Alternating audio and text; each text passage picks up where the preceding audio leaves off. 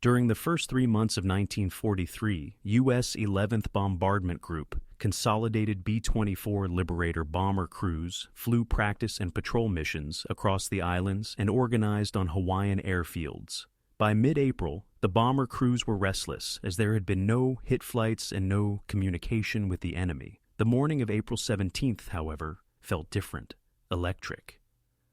Rumors about their first bombing mission were circulating, while the group's officers were still receiving a briefing behind closed doors. Pilots only needed to communicate where and when to their crews. The crew had never heard of Funafuti until Pilot Lieutenant Joe Deasy visited with them and briefed them on the details. 23. Liberators would take a plane to Canton Island, an atoll shaped like a pork chop, located 1,900 miles southwest of Oahu, refuel, and then fly another 740 miles to Funafuti, which is located in the Ellis Islands group, which is more than 2,600 miles away from Hawaii. Sergeant Ed Hess, a B-24 gunner, recalled, "We had no idea where Funafuti was. We complained that the map was only halfway to Australia when we first saw it." Funafuti Field Airfield. On October 2, 1942, 6 months prior, 11 U.S. Navy ships landed a Navy construction battalion in Funafuti's lagoon. While Marines built up anti-aircraft weapons and readied defenses, the Seabees started building an airport and support facilities right away. The Seabees destroyed hundreds of coconut palms and filled fertile terrain with hard-packed coral in order to construct the runway. Before the year ended, the airfield was finished. The men consumed sandwiches that were brought to the flight line from Kahuku's mess hall during the lengthy journey to Canton. They napped in the back of the jet and used their flak jackets as cushions. Just aft of the left waist window, a relieving tube, referred to by crewmen as a piss pipe, was incorporated into the side of the aircraft, and another was placed below the flight deck. Most men avoided using the portable toilet because, as radio operator Sergeant Herman Searcy said, if you used it, it was yours to clean. It was preferable to wait rather than use the honey bucket and then have to wash it out after landing. At higher elevations, even the piss pipe may be a nuisance because its flow could freeze and result in a filthy blockage. Overnight visitors were well treated by the Navy personnel on Canton. The Air Corps personnel slept in spotless barracks with new bed linens and ate a hot dinner in the Navy mess hall.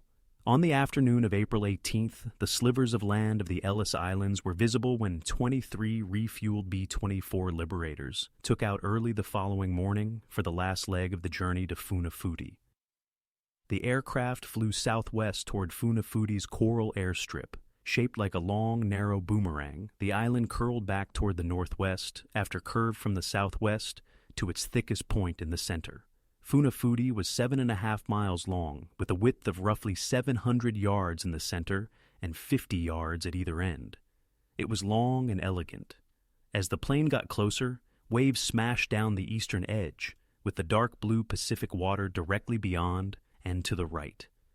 There was a lagoon in the center of the boomerang, to the left of the island, with serene water that was a lovely pale blue that faded to green along the coast. The island was covered with coconut trees from the lower end, closest to the planes that were approaching, to the airfield. Starting only a few feet from the ocean, the white coral runway sliced directly across the boomerang's leading edge, appearing to terminate in the ocean on the opposite side. The planes were parked side by side along the runway after landing. Funafuti had extremely few revetments or bomb-proofs to shelter parked aircraft, and no taxiways, though they were to be added later. The planes on each side were also in danger if one was struck during a Japanese air raid. However, since Funafuti was only a staging post and the planes would not be staying there for very long, the pilots there were not concerned about a Japanese attack. Furthermore, the Japanese would not be aware of their presence, according to the briefing officer back at Kahuku. Express Dogpatch. An officer took center stage on Funafuti's outdoor stage in front of the gathered airmen early on Monday, April 19, 1943. The men sat in rows, like seats in a theater, on fallen palm logs. A map with Funafuti on the lower right corner was behind the officer. A separate large-scale drawing of the second island, Naru, was located next to the map, and it was located close to the upper left corner. On targets and other visual cues on the Nauru map, the officer tapped his pointer. He explained the types of fighter interception the men might encounter and the locations of anti-aircraft guns. A meteorological officer took the stage when he was done and explained the conditions that were anticipated during each section of the trip. The operations officer then provided the personnel with important mission information, such as the takeoff order and engine start time. In order to pre-flight his equipment and be prepared for engine start, each soldier mentally calculated when he needed to be at the plane. Following the briefing, air crews got their aircraft ready for the operation the following day. Each B-24 was fueled by ground workers using 2,700 gallons of gas from tank trailers pulled by Cleatracks, which are tracked vehicles that resemble bulldozers. In their B-24 Dogpatch Express, flight engineer Jack Yankis and assistant engineer Bob Leip verified the fuel level and examined the engine oil levels. The machine gun barrels were cleaned and greased by Yankis, Leip, Radio Man, Herman Searcy, and gunners Hess, Elmer Johnson, and Al Marston. They also loaded the weapons with belts of .50 caliber rounds in a repeating pattern of 2 armor-piercing, 2 incendiary, and 1 tracer rounds. Searcy verified that the radios were operational and prepared for use. Dogpatch Express's bomb loading was supervised by Bombardier Lieutenant Shorty Schroeder. Bomb trailers driven by a truck were used to carry 8 500-pound general-purpose bombs into the plane's bomb bay racks. Some of the bombs included delay fuses, but the majority were fused to detonate upon impact. After loading the aircraft, Yankis made sure the landing gear's shock-absorbing struts had 4 inches of travel, because any less could lead to gear failure. Setting out for Nauru. The Dogpatch Express crew walked to their plane after a restless few hours. After making sure the ignition switches were off, Yankis and Leipe proceeded to bring the propellers through, complete with 2 full revolutions of the Liberator's 3-bladed prop, or 6 propellers per engine. Yankis stepped on board and attached the pilot and co-pilot parachutes into the backs of their seats as CRC double-checked his radio equipment. He then informed Lieutenant Joe Deasy that the plane was ready. As pilots and co-pilots on board 22 other Liberators completed their pre-flight checklists on Funafuti's moonlit runway, Deasy and co-pilot Lieutenant Sam Catanzarite finished theirs on the flight deck of Dogpatch Express. 4 14-cylinder, 1,200 horsepower Pratt & Whitney Ar's 1830-43 radial engines were started, joining the motors of the other planes to create a powerful harmony that Funafuti had never heard before. Deasy held the brakes and opened the throttles until the engine manifold pressures reached 25 inches of mercury before he took off. Catanzarite held the throttles to the stops when Deasy removed the brakes to prevent them from creeping back. As Dogpatch Express began to accelerate, slowly at first with its full bomb load, Yankis called out speed. When Deasy started to gently pull the yoke back, the big bomber lifted off the dusty coral runway of Funafuti. The B-24s, each carrying 4,000 pounds of bombs, took off in the pre-dawn darkness of April 20th. While the remaining bombers continued to drone toward a midday hit against Japanese defenses on Nauru, one plane experienced an engine issue and returned to Funafuti. Nauru is located 1,000 miles northwest of Funafuti, 26 miles below the equator. It is oval in shape, covering an area of roughly 8 square miles, and is surrounded by a sandy beach and forests. The island's interior contains nearly solid high-grade rock phosphate, which is used to make bombs and is necessary in metal alloys. Before the war, British-run phosphate mining, processing, and shipping facilities on Nauru were attacked by a German auxiliary cruiser in 1940 and taken by the Japanese in 1942. The Americans were about to bomb distant Nauru, which had the unique distinction of having already been attacked by German and Japanese forces during the war and occupied by the British. Take care of your weapons. As the Liberators approached Nauru, almost 220 air crew members and observers made a complete and irrevocable commitment. There was nowhere to hide and no way to escape whatever lay ahead. At a speed of over 3 miles per minute, Nauru was just over the horizon. When the American bombers arrived at their objective at noon, Each man was well aware that the Japanese defenders of Nauru would have plenty of time to plan their response because it was a bright, lovely day. When Navigator Lieutenant Art Boone leaned toward their pilot and said, "Joe, we're 1 hour out," Skeers remembers sitting at his radio operator's table behind co-pilot Catanzarite. Searce looked at his pilot and noticed Lieutenant Joe Deasy swallow and take a breath before addressing the crew via the interphone. "Guys, we're 60 minutes away from the goal. Keep your guns to yourself."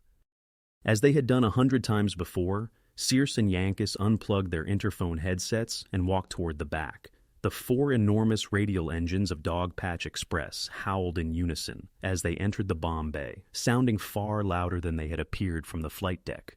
Waist gunners Skeers and Yankus grabbed the framework of the bomb racks as they moved over the tiny catwalk, oblivious to the thousands of pounds of high explosives inches to their right and left. It was cool to feel the vibrating metal.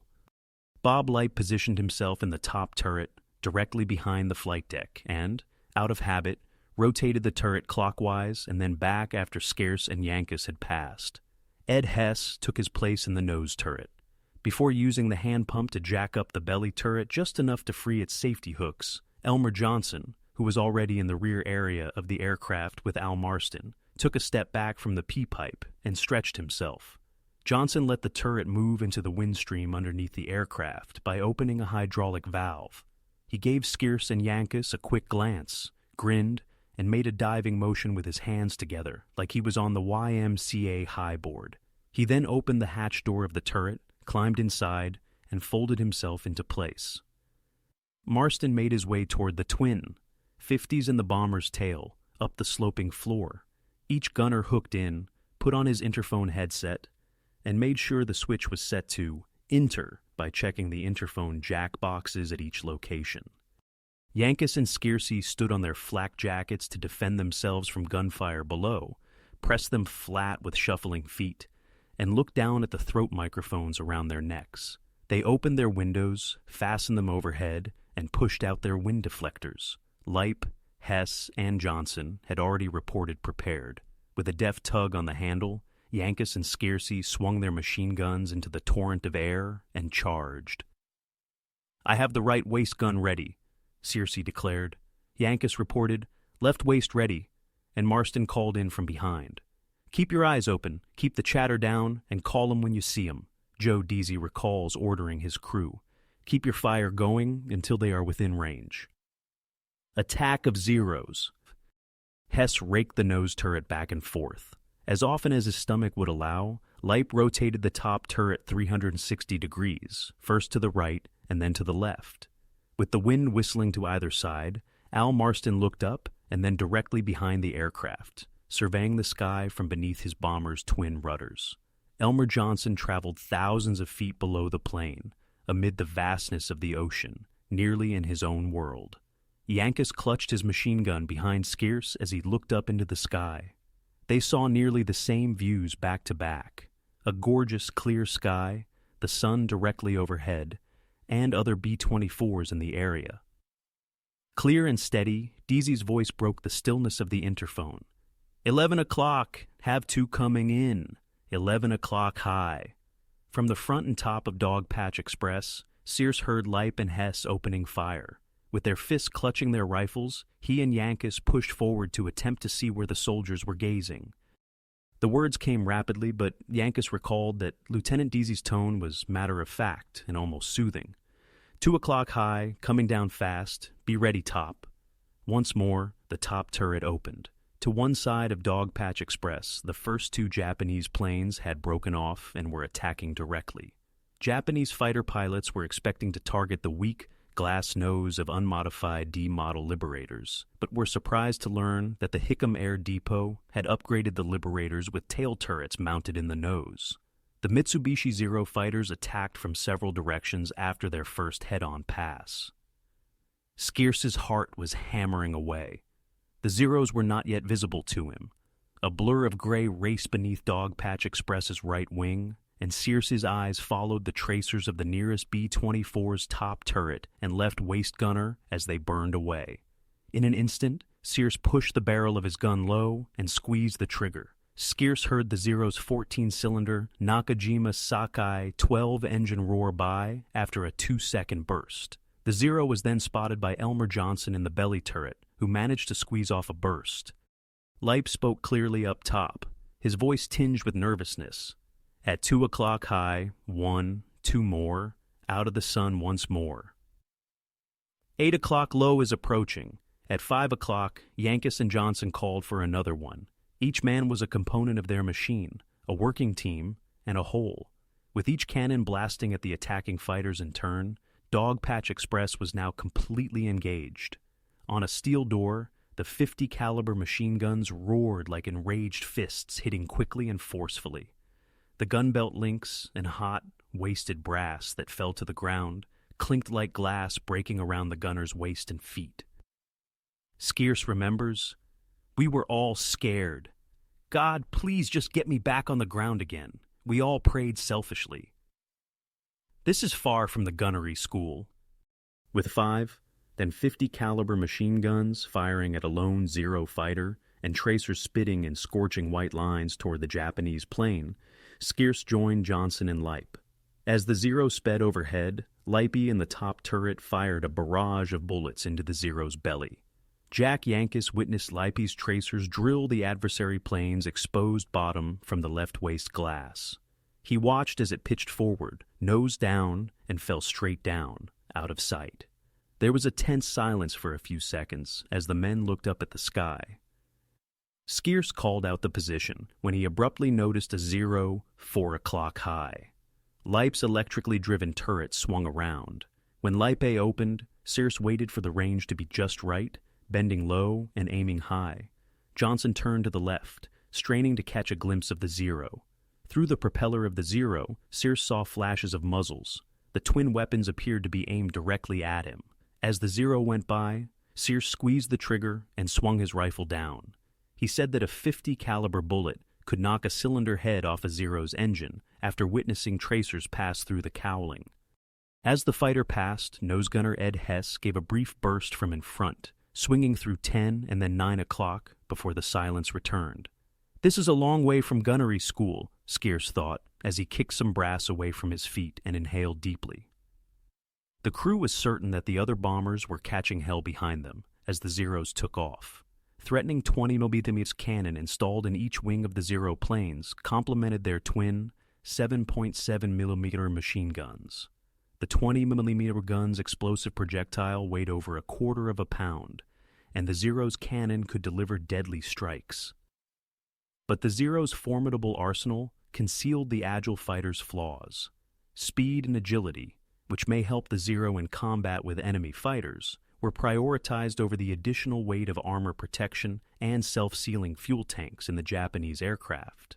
But the Zero was weak, even brittle, as an interceptor of B-24 Liberators with their armor protection, self-sealing fuel tanks, and 10-50 caliber cannons. It took steely courage for Zero pilots to push home an attack against a Liberator. Express bombing run in Dogpatch. With his bomb sight attached to the flight controls, Bombardier Lieutenant Shorty Schroeder was prepared to take command of Dogpatch Express for the bomb run. The Bombardier used the bomb sight to aim his entire aircraft. As the bombers prepared their bomb runs, the Japanese fighter pilots shifted their tactics, and the flak guns below started firing their shells into the air. In an oval racetrack pattern, 9 Zeros circled distantly, following each other's tails while the bombers rocketed ahead. Every time the circuit brought the Zeros to face the American bombers, they fired their weapons. Scarce could only watch, a white flash each time, blink, and hope the streams of Japanese bullets missed, for his own plane's right wing and engines were between him and the enemy fighters. Now it was the turn of the anti-aircraft gunners. The sky ahead was filled with flak bursts, and as the bombers got closer, inky dark puffs drifted closer. In the distance, one Japanese aircraft reported it to the ground batteries below, while idling away from the Liberators' guns and maintaining the same altitude as the American aircraft. The B-24s raced forward, determined and unstoppable. The flak could hardly be avoided. Throughout the bomb run, Dogpatch Express maintained a stable steady height of 7,500 feet without deviating from its trajectory. With 45 seconds that seemed to go on forever before the crew could breathe again, this bomber was at its most vulnerable during a strike mission. The jet shook and bounced as flak bursts exploded, like ominous potholes in the sky. Scarce marveled that anything could fly through it. The jet was hit like hail on a tin roof by spent flak. Deasy recalled, "We wanted to be small, very small. They wanted the bombs to be on target, but they also wanted the bomb run to conclude and the bombs to be gone. They didn't want to ruin their trip or have to go through it again." As he observed the sky, Sears made himself stretch his hands after noticing that his knuckles were ghost white on the grips. "Avoid bombs!" A metallic clang and a loud thump sounded behind Dogpatch Express's flight deck, and then co-pilot Sam Catanzarite heard a malevolent hissing sound. "We're hit," said navigator Art Boone as Sears listened. "Away with the bombs!" As the final 500-pound bomb dropped from its rack, Schroeder reported. Released from its hefty load, the plane appeared to leap in the air. In an attempt to get out of there quickly, Deasy shoved the control yoke forward, nosing Dogpatch Express over, and pressed the throttles to the stops. Yankus traced the damage, and the hissing slowed. A hole immediately below the right wing's leading edge let in sunlight. Bob Lipe was sitting in the top turret when a piece of flak, a sharp fragment of twisted metal 3 inches across, had broken through the ship directly between his legs. The bomb fragment had pierced the pilot's seat after severing a pressurized oxygen supply. After another 30 minutes of harassing the pursuing B-24s, the Zeros eventually turned their backs on them. "How did we fare?" Deasy inquired. Before Yankos spoke, there was a pause, a brief hesitation. "It all hit the water, sir." Scarce had also noticed the splashes. After locking the windows and securing the wind deflectors tightly to the sides of the aircraft, Searcy and Yankus swung their rifles inside. After descending from his turret, Bob Lipe wiped his face on his sleeve and gazed up at the unsightly hole in the skin of his aircraft. The impact had gone unheard. The flak may have struck the top turret a few feet aft. Ed Hess opened his nose and spread himself out. As Johnson withdrew himself from the belly turret, Yankus supported him and assisted him in jacking it up and securing the turret within the aircraft. As he had done nearly 2 hours earlier before he had settled into the turret, Johnson stood and stretched. Marston said, "Fellas, I'm going to sit here a minute, watch our ass a little while," from behind them. A solemn comeback. Now that it was safe, the plane went back to cruising at a higher altitude and proceeded in the direction of Funafuti. Each plane had to conduct its bomb run alone since their targets, phosphate plants, artillery positions, maintenance and barracks facilities, and runways on tiny Nauru were so small. Their return to Funafuti was consequently delayed. Each crew required a competent navigator because each plane had to fend for itself. There was only the water below, and the sun was the only landmark. Dead reckoning was the method used by navigators to determine position based on past positions, while accounting for drift, heading, and time. Because dead reckoning errors were cumulative, the discrepancy between the aircraft's actual location and its displayed position grew with each computation. Errors in dead reckoning may be fatal, because the plane was expending limited fuel and returning to a precise island base hours away. According to the Army Air Force's Navigator's Information File, celestial navigation is used in conjunction with dead reckoning on all missions in the Central Pacific. Many of the islands and atolls are inaccurately placed between 2 and 10 miles away, typically in an easterly or westerly direction. It's critical to interpret sunlines and repairs. Due to local disruptions, radio facilities are not always available in this location, and you cannot always rely on them. When using clouds for piloting, exercise caution. Although cumulus frequently accumulates over islands, cloud shadows can also appear to be land.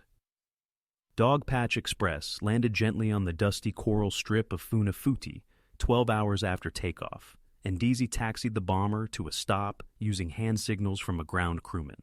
Once more on the ground, the Dogpatch Express workers inspected their plane for damage. The fabric of the elevator was ripped off. Above and behind the co-pilot's seat was a jagged flak hole that Yankus could fit his fist through. When its energy was eventually depleted, the razor-sharp metal in Joe Deasy's parachute pack came to a stop less than an inch from the pilot's spine. Brooks was not present. To transport the Dogpatch Express crew to the mess hall, a corporal from the ground crew skidded up in a weapons carrier with wooden planks for seats along its sides. They were debriefed by an intelligence officer there. He learned about the number of opposition fighters, their tactics, and their level of aggression. He recorded the anti-aircraft reception, bomb hits, fires that broke out, the hue of the smoke, and the distance at which the smoke was still visible. The men walked back to the flight line after receiving their debriefing and eating a few bites. They counted all except one of the 22 B-24s. News of Lieutenant Russell Phillips's crew spread. Superman's side had been raked by a 20-millimeter gun blast from a Zero, which had essentially rolled the plane out of control. Phillips made a valiant effort to return to Funafuti. His plane had hundreds of holes in it, and the right rudder was only partially functional. Harold Brooks, a close friend of Skeer's, was among the 6 members of Phillips's team who suffered injuries. After the excruciatingly long journey of almost 6 hours from Nauru, Brooks was hurried from Superman to the field hospital on Funafuti. He was also hurried the short distance from the plane to the hospital. Skeer's went back to the tent where his crew's enlisted men were staying. He unfastened his boots, took them off, and sat on his mattress. Before Jack Yankus intervened, he lay down and looked directly up at the sloping canvas ceiling. Yankus and Dogpatch Express had stayed at the flight line to assess the cut oxygen line, look for additional damage, and get the most recent information. Brooks didn't make it, Herman, Yankus remarked. Before reaching a field hospital and a surgeon, a man hurt on a bombing raid in the Pacific had hours to go, possibly more than any soldier in any theater of the war. Other than providing basic first aid, trying to stop the bleeding, positioning the victim correctly, giving him morphine, and possibly easing the pain, his crewmates were powerless. Hours would pass while he rode in his bomber back to a field hospital and a waiting ambulance. "That's bad," Skeer said feebly in response to Yankus. He rose up without turning to face his companion, put on his boots once again, and made his way back to Dogpatch Express. Sears got to his gun position at the plane after climbing through the open bomb bay. After examining his firearm, he made the decision not to replace the barrel. To ensure the cannon would be straight and true for the upcoming mission, some gunners changed their barrels on a regular basis. Although a lengthy burst from the 50s could produce enough heat to harm the barrel, Sears thought that a thorough examination of the firearm made more sense than changing the barrel often. If and when the rifle required a new barrel, he would install it. The radio man dropped on his knees beneath the right waist window on the Dogpatch Express floor. He briefly knelt on his flak jacket, still crumpled on the metal floor of the motionless parked airplane. He knelt down and used both hands to pick up spent Perstasis or caliber machine gun bullet casings. He questioned if Brooks had actually used his weapon, and if he had perhaps been shot into a Zero, perhaps even the one that killed him.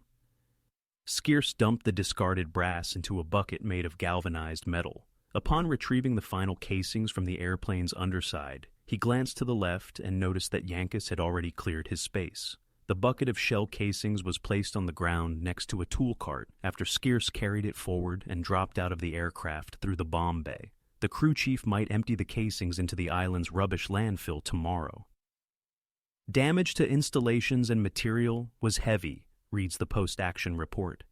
A precise description of the bombing outcomes was eventually achieved by compiling and comparing intelligence data collected from every aircrew recently returned from the Nauru operation, as well as developing and analyzing photographs.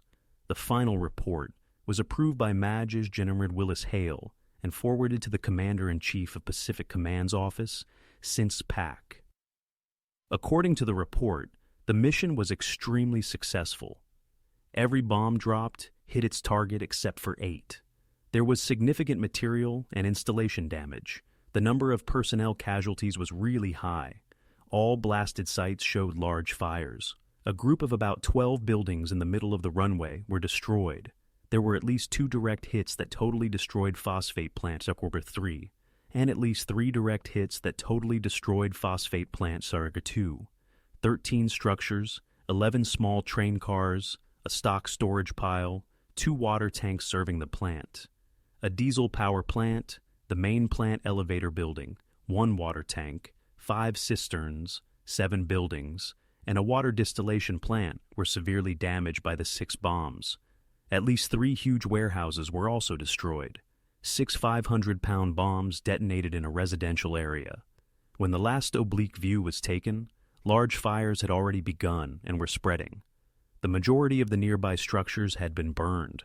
3 machine gun sites and 1 heavy anti-aircraft were rendered inoperable by at least 10 fragmentation bombs. A minimum of 15 automobiles were destroyed. At least 3 one-engine fighter planes were destroyed, and 4 two-engine bombers were totally destroyed, 2 of which caught fire. 12 servicemen were injured and 1 killed, according to the report, which also detailed damage to American bombers and attributed it entirely to assaulting Japanese fighter aircraft. Low on gasoline, the missing B-24 had landed at Nanumea, where it refueled and hopped back to Funafuti. It is thought that this operation was the first successful attack against a valuable Japanese industrial installation since the raid on Tokyo, said General Hale as he wrapped up his report. Given that the target was more than 3,200 miles away by air from the attacking unit's home base, it was most likely the longest offensive aviation operation of the war to date. The Japanese defenders of Nauru collected up their prisoners following the raid. 8 months prior, these 191 British Phosphate Commission employees had been left behind when their co-workers withdrew in advance of the Japanese landing. The Japanese massacred all the detainees because they were afraid that the aerial bombardment was a sign of an impending American invasion, which would never happen, and because they did not want to take the chance of the prisoners collaborating with the enemy. Dogpatch Express would not be part of the lineup, as the crews of 11th Group on Funafuti readied themselves for another strike operation. While repairs to aircraft destroyed in the Nauru raid proceeded, ground and flight crews spent the evening fueling and bombing up intact aircraft for a strike against Tarawa Atoll. Funafuti's maintenance and repairs were haphazard and slow. Despite being a sophisticated staging base, Funafuti has few amenities. Although the 72-hour kits that were sent to the island in the aircraft's bomb bays were sufficient for 3 days of maintenance, the base was unable to fix some of the damaged aircraft. The cut oxygen line would not be repaired until the aircraft returned to Oahu, but the sheet metal repairs to Dogpatch Express was finished on Funafuti. Funafuti Life On. Funafuti had a team from Life magazine, who had flown with the group from Hawaii via Canton. Since the airmen were not accustomed to being newsworthy, the crewmen found it odd that the magazine people were around. However, it appeared that the Air Corps sought to garner attention for the Nauru operation, which was the first time American heavy bombers had attacked a Japanese industrial target. In addition to conversing with officers, the Life team went on a small group tour around the island, taking notes and snapping pictures as their officer escort pointed out the peculiarities of Funafuti. The missionary church, a concrete edifice with a wood-framed roof thatched with pandanus, the same plant natives used to weave mats, was the biggest structure on the island. The London Missionary Society constructed the chapel on the island's west side, next to the lagoon, about level with the runway's northeast end. For pilots, it offered a visually identifiable reference. There were perhaps 60 native homes on the lagoon side, which was shielded by the island's crescent shape. Strong coconut trunks used as corner posts for the rectangular homes. The roofs were covered with pandanus and timber framed, just like the church. In addition, the hut's sides were thatched and designed to be rolled up and tied open in the daytime. The beach was lapped by gentle waves in the lagoon, while on the eastern side, the waves of the ocean crashed loudly and sprayed salt water. The American servicemen in Funafuti were entertained by the attractive, dark-skinned, and topless girls among the island's several hundred natives, despite Funafuti's lack of amenities. The island did have the benefit of a friendly, cooperative native population. However, Yankas claimed that the novelty wore off soon enough, and that the males were expected to avoid native women. The London missionary delegation taught many of the locals how to speak English. They were cordial, In truth, months before, they had nearly exhausted themselves assisting members of Navy Scouting Squadron the 65, 2 companies of the 3rd Marines, a company of Seabees, and personnel of the 5th Marine Defense Battalion in unloading equipment and gear from their landing craft. This island paradise had become a bomber base during the war due to a peculiarity of time and place. Even though it had the appearance of a Robinson Crusoe shipwreck, it was a poor location for a military operation. The unrelenting equatorial sun heated the equipment and aircraft every morning, making work challenging. Because there was a lot of salt and sand on Funafuti, ground crews who maintained the Navy's Kingfisher scout planes and multiple Marine Vault F-4U Corsair fighter planes understood how important it was to keep tools and equipment covered or stored. Wet fell in the afternoon, which helped to cool things down a little, but the sun soon warmed the wet away, causing humidity and heat to combine to create an unpleasant working environment. Rain stopped the live coral used to construct the Seabees coral runway from properly curing, which would have made it as sturdy as concrete. The coral was gritty and rutted, packing like gravel. Dust from the runway produced clouds of tiny abrasive particles as planes took off or landed. If the primarily easterly winds switched to the southeast, the sole airstrip's northeast to southwest orientation provided no other option. Pilots faced a 90-degree crosswind in those circumstances, which was nerve-wracking due to insufficient fuel, an engine failure, or battle damage on the return. It was difficult enough to take off with a heavy cargo.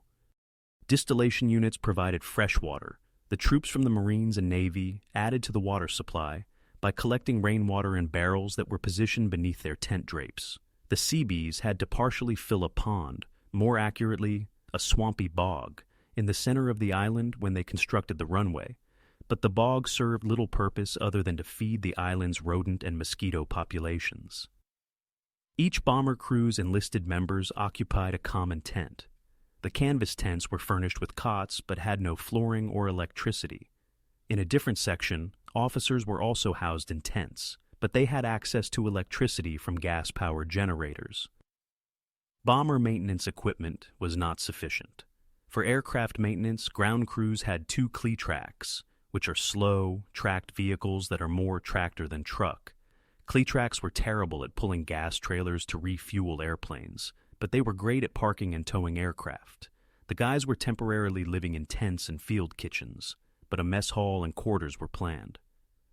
Regarding Funafuti, Eddie Rickenbacker, on Funafuti, a 1-room hospital was finished in November 1942. 2 doctors, a dentist, and 22 Navy corpsmen manned its 40 field beds.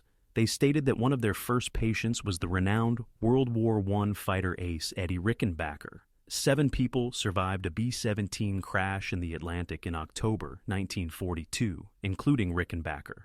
Before being saved by a Kingfisher plane, survivors floated in their rafts for weeks. Due to the rescue making the plane too heavy to fly, Rickenbacker and his men were taxied for 30 minutes over the water and shackled to the wing of the aircraft. Rickenbacker was taken the remainder of the way to Funafuti by a PT boat that the Kingfisher eventually encountered. The Marines had constructed a few shelters for the men, but not enough to safeguard every guy.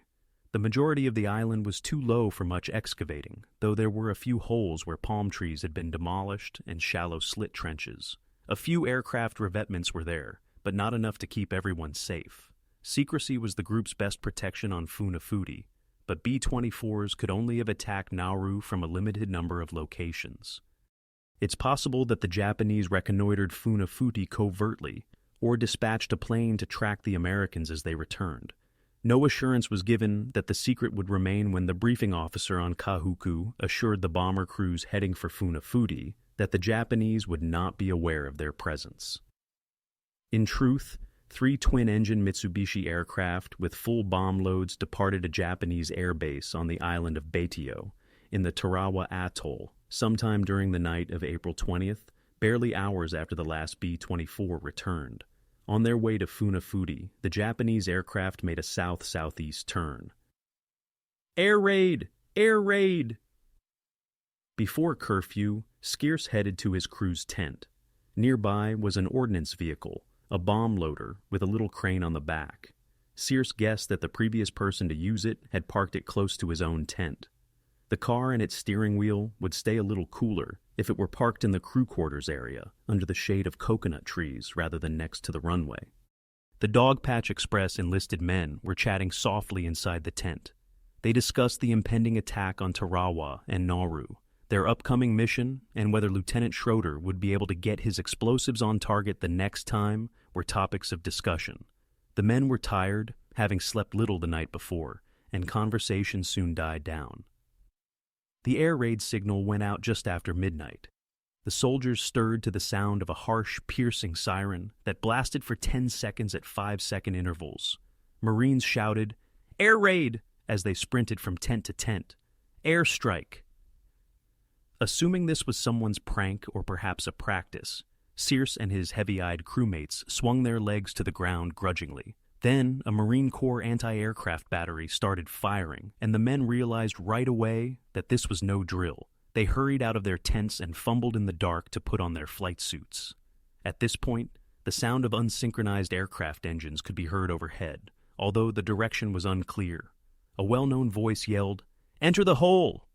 Sears climbed on top of his fellow crew members in a tiny hole close to their tent.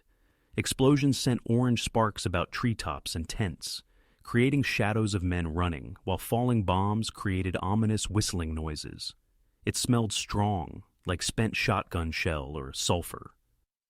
Inside the missionary church, 40 frightened locals huddled, hoping to be saved by the building's concrete walls. Given that the church was a clear target for the Japanese, Marine Corps Corporal Fani Black Ladd rushed inside and pleaded with the congregation to leave, to seek shelter elsewhere. A barrage of explosives approached the hole where Dogpatch Express's men were holed up, its pattern of explosions getting closer and louder. In a desperate attempt to squeeze beneath his helmet, Sears gripped the sides with both clenched fists. Sears knew the next one whistling toward them would be near, so he knelt down, gritted his teeth, and squeezed his eyes tightly. The bomb struck the ordnance truck parked a few feet away with a fantastic whang. Metal and dirt showered down. A hissing cylinder fell directly on top of Elmer Johnson in the crew's small hole in the following second. The men of Dogpatch Express were momentarily deaf, but then the sound returned with a high-pitched ringing, and their nostrils were filled with the potent odor of explosives. Scarce's thoughts were racing. This is it! The men remained motionless, fearing they would set off the metal cylinder, which was still hissing. Evaluating the damage. The whistling of descending bombs and their amazing explosions eventually ceased, and the hissing lessened. Now, voices could be heard, screams of agony, appeals for assistance, yells, and men delivering commands. Once more, the sound of enemy aircraft could be heard as they departed the island and headed north toward Tarawa. An airplane was burning, and there were odd metallic groaning, crackling, and bursting sounds. The enlisted soldiers of Dogpatch Express accounted for one another in the early morning haze, gray-black smoke stinging their eyes. Johnson declared, "It's a damn fire extinguisher." The crew thought the cylinder that dropped on him was a bomb, but it was actually the damaged pressure tank of a brass fire extinguisher that had been blasted from the ordnance vehicle when the truck was struck directly. For protection, men had leapt beneath the truck. Sears believed there to be 4. One man was still lying beneath the wrecked truck, and body parts were scattered everywhere. Although the man's stripes indicated that he was a staff sergeant, Sears was unable to identify him because his face and top of his head were missing. While others battled fires, corpsmen hurried to assist the injured. The airstrip was lined with casualties under the shade of the plane's wings. The worst of the one Liberator was totally incinerated. On the coral runway, smoking radial engines were lying with propellers that appeared to be made of rubber, bent and folded under. The rudder fabric was burnt away, but the twin vertical tailplanes appeared to be undamaged. The tail section appeared to be in a steep dive as it stood on the coral, leaning forward. Other planes had plexiglass broken, tires blasted out, and shrapnel holes in them. While some of the aircraft would be dismantled and used as parts to keep others in the air, others might be repaired. Bomb concussions damaged, burned, or destroyed tents, radio equipment, the mess area, and bomb loading equipment. The missionary church's interior was completely destroyed, and its roof was gone, but its walls remained intact. The villagers had just left the structure when a bomb burst through the thatched roof, sending roof timbers and blazing dried pandanus down into it. Esau Sepetaina, a young native guy, was lying on his back as though he was sleeping, with his arms by his sides. His left ear, lips, and chin were all visible, but the rest of his head was crushed like a melon. He was the lone native killed in the operation, and he perished inches from the edge, next to one of the few real personnel bunkers in Funafuti's shallow earth. Moving on to the next task. Skierce, Lipe, Yankus, and Johnson were among a few other soldiers who stood close to the shattered remnants of the ordnance truck on the morning following the airstrike. They watched in despair as medical corpsmen pulled one of the deceased men from the debris. They were pleased that it wasn't them, but they also felt ill and empty. A Life magazine photographer documented the event on film beyond the smashed and ripped seat and batteries of the destroyed truck. Dogpatch Express flew past the still smoldering remnants of a sister aircraft on April 21st. The bombers who were supposed to strike Tarawa the following night remained in the queue for the subsequent operation. The sense of purpose and expectation of accomplishment that kept the guys going on the long flight back to Hawaii, with its overnight layover at Canton, was absent from the journey. The flight back seemed like an escape. The men felt defeated. A small number of medium bombers made many nighttime runs during the Japanese air raid. As if unconcerned by the 3 Marine Corps anti-aircraft systems, the enemy planes had flown back and forth over the island, taking use of the light from a full moon on Funafuti's white coral runway. The Japanese worked methodically and slowly, for the American bomber crewmen, especially the men of Dogpatch Express, who had witnessed their bombs detonate in the ocean just off the sandy beach of Nauru. Their display of prowess was sobering.